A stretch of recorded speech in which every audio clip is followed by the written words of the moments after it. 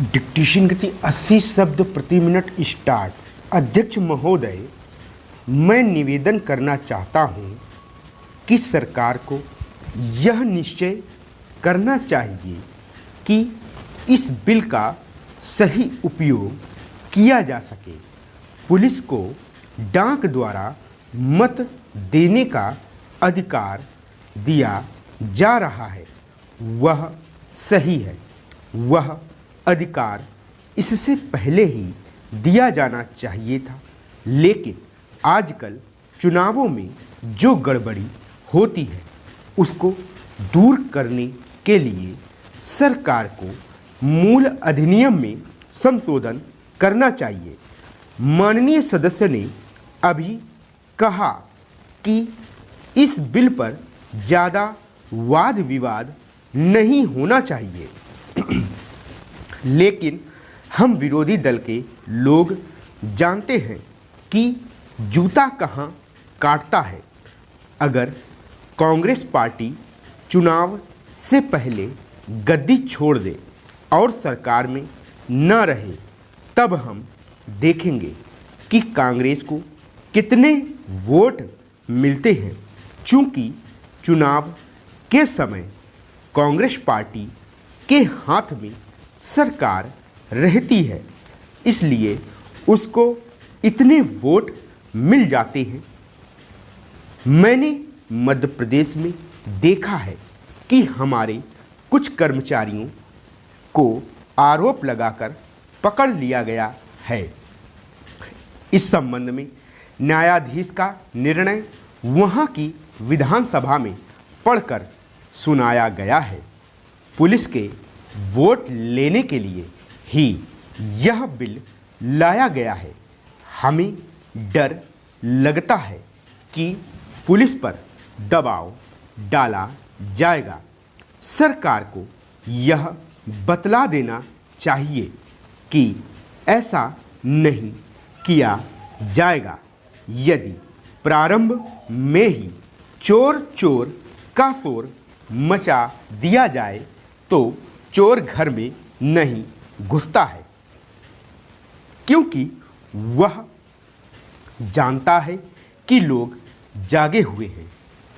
हम अपना यह शक और चिंता इसलिए प्रकट कर रहे हैं ताकि सरकार इन बातों का ध्यान रखे और चुनाव में होने वाली गड़बड़ियों को रोकने की कोशिश करे।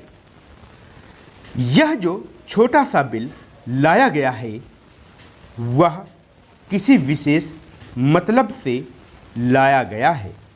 जैसा कि विरोधी दल के अन्य माननीय सदस्यों ने कहा, यह बिल किसी विशेष पार्टी के हित के लिए नहीं लाया गया है।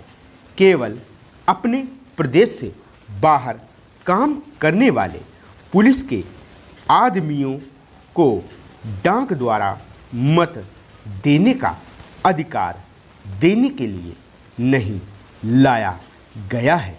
मैं निवेदन करना चाहता हूं कि अभी देश में वे स्थितियां पैदा नहीं हुई हैं जिनमें वह अपनी मत के अनुसार जिसको चाहे वोट दे सके। सदस्यों ने कहा है कि मध्य प्रदेश के लोग जो नागालैंड में हैं, बेशक उनको यह अधिकार देना चाहिए, लेकिन इसके साथ साथ यह भी कहा जाता है कि हमारे राज्य में पुलिस के लोग हैं। अध्यक्ष महोदय, मैं कहना चाहता हूं कि हर आदमी को यह अधिकार है कि जिसको वह चाहे डाक द्वारा मत भेज सके। ऐसा तो नहीं है कि सभी मत किसी एक अधिकारी के सामने ही इकट्ठा करके भेजे जाते हैं। जहाँ तक इस बिल का संबंध है वह ठीक है, वह प्रारंभ में ही आना चाहिए था और मैं इसका समर्थन करता हूँ। मैं इस सदन के माननीय सदस्यों से भी निवेदन करता हूँ कि इस बिल को पास कर दिया जाए। खेती में उन्नति न होने का कारण क्या है? उसका एक कारण यह है कि खेती से संबंधित जितने विभाग हैं उनमें आपस में समन्वय नहीं है। खेती के लिए अच्छी खाद की आवश्यकता है, पानी की आवश्यकता है, औजारों की आवश्यकता है और धन की आवश्यकता है। इन सारी चीज़ों के लिए अलग अलग विभाग हैं। मालूम ऐसा पड़ता है कि उनका आपस में कोई संबंध नहीं है। वे आपस में मिलकर कोई योजना नहीं बनाते जिससे खेती की आवश्यकताएं पूरी होती। इसलिए जब तक उनमें आपस में तालमेल नहीं होगा तब तक खेती की उन्नति नहीं हो सकती है। दूसरा कारण यह है कि योजना की बिल्कुल कमी है। इसके अलावा कृषि कॉलेजों से निकले हुए जो स्नातक होते हैं, जो खेती की बातों को जानते हैं, उनमें से एक भी आदमी खेती करने के लिए तैयार नहीं है। सभी प्रोफेसर बनने के लिए तैयार हैं, खेती के लिए कोई भी तैयार नहीं है। एक बात मैं माननीय मंत्री जी से विशेष रूप से कहना चाहता हूँ। अधिक उपज न होने का एक कारण यह है कि जो खेत में काम करते हैं वे उसके मालिक नहीं हैं। खेत किसी और का है और काम कोई और कर रहा है। इसलिए मेरा कहना यह है कि किसानों में जब तक यह भावना पैदा नहीं होगी कि यह मेरी भूमि है तब तक अधिक उपज नहीं हो सकती है। इसके लिए आप जब तक भूमि सुधार नहीं करेंगे तब तक कोई बात बनने वाली नहीं है। दुर्भाग्य से इस देश में खेती करने वाले बहुत कम लोग ही भूमि के स्वामी हैं।